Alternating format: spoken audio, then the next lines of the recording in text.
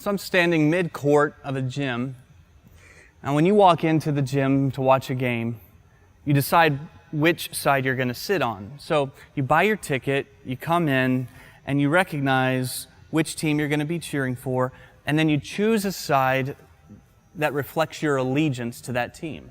You decide what team you're going to be rooting for when the game gets tense. You want to make sure you're sitting with the right people, cheering for the right team. But you got to make a choice, right? When you walk in, you have to choose sides.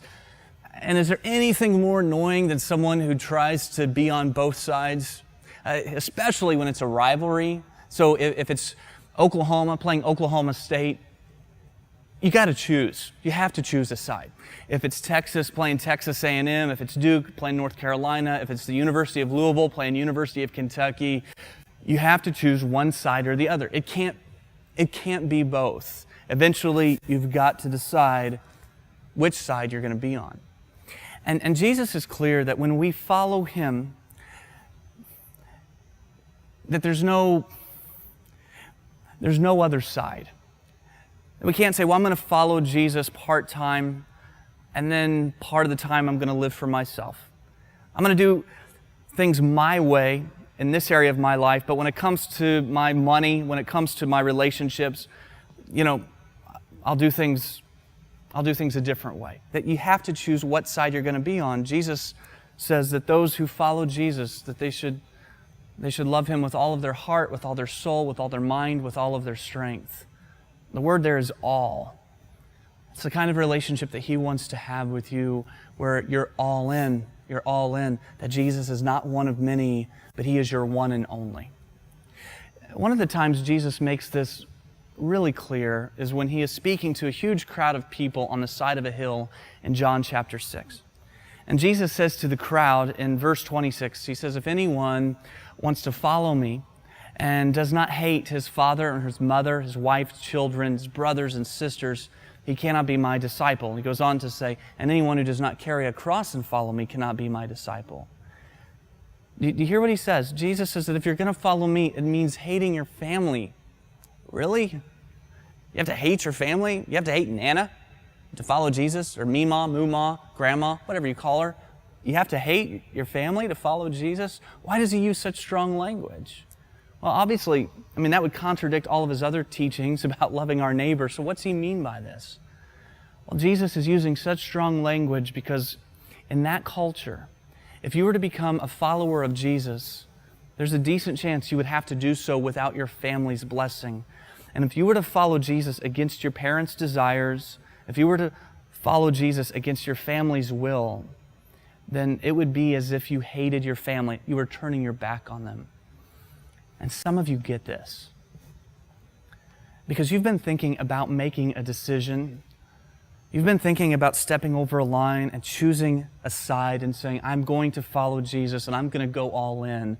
But you're afraid it's going to hurt your mom's feelings. You're afraid your dad's going to think it's ridiculous, that your friends won't like you as much. And so you want to follow Jesus, but you just kind of want Him to be this compartment of your life, just part of it. But you want to keep other parts of your life separate. You kind of have another side that He doesn't impact. But Jesus says, look, if you're not willing to choose me over your family, then you probably ought to just go home. A college student caught me after church one weekend and said that she wanted to put her trust in Jesus, and we talked for a few minutes, and we prayed together. And she was ready to be baptized right then. She wanted to be baptized. I thought when she was talking about that decision that she was speaking of a time in the future when her family could come and kind of celebrate that moment with her. But there was a sense of urgency in her voice. She said, no, you don't understand. I want to be baptized right now. So a few minutes later, we're backstage and getting ready to step into the water. She seemed a little bit nervous. I wanted to make her feel more confident. I said, do you have any family or friends that are going to be here to cheer you on? She said, no. And then she added, my parents are not going to be happy about this. She looked down, she took a deep breath. She walked out in front of me into the water. Here's what I'm saying. Fans don't do that. Fans are not willing to follow Jesus if it means disappointing their family. They're happy to follow Jesus, but when it starts to interfere with their other relationships, when following Him starts to hurt their popularity with other people, then that's asking too much. And so they try and be on both sides. But as Jesus talks here about hating your father and mother to follow Him, I think the point He is making is that He must come before every other relationship. The New Living Translation puts verse 26 this way: if you want to be my follower, you must love me more than your own mother and father, more than your wife and children, your brothers and sisters. You must love Him more than. And see, what fans want to do is they want to make Jesus one of many. Where Jesus wants to have the throne of our hearts, a fan will say, well, I'll give you a love seat. I'll give you a couch of my heart, and you can sit there and you can share the space with these other people or with these other things in my life. And Jesus says, no, that's not how it works. It's all or nothing. Jesus doesn't want to just be one of the drawers in the dresser of your life. He wants to be the dresser that all the drawers fit into. The Bible says that God is a jealous God. So when He defines the relationship, He makes it clear that you need to choose sides here. You need to go all in. Imagine it this way, and this is strictly pretend, all right? We are just imagining. But let's imagine that this week you walk into a restaurant and you see me sitting at a table and having a candlelit dinner with a woman who is not my wife. You come up to me and you confront me and you say, who is this woman? What are you doing? This isn't your wife. And I respond, I say, look, don't worry about it, okay? My wife and I have a date night on Friday. It's Wednesday, so I'm out with this beautiful lady tonight. And you just walk away angry and disgusted, and you decide somebody needs to tell his wife, and you're the person to do it, and you call her and you break the news to her. So, again, just imagining, but when I come home from that date, what do you think her response will be? Let's just imagine. My wife meets me at the door and says, honey, nice to see you. Did you have a nice time on your date? And then she comes over and gives me a big kiss. Says, I don't mind you seeing other people as long as I know Friday's my night, as long as I know I'm important to you. That would never happen. As soon as I walked in the door from that date, I would be terrified. I would fear for my life, because if my wife even heard about me eating at McDonald's with a man who kind of looked like a woman, I'd be in trouble. Now, why is that? It's because she loves me. Her refusal to share me does not indict her as being insecure or possessive, but it proves that she is devoted to me. She loves me. She wants my whole heart. And look, God has said, I'm not going to share you. You choose.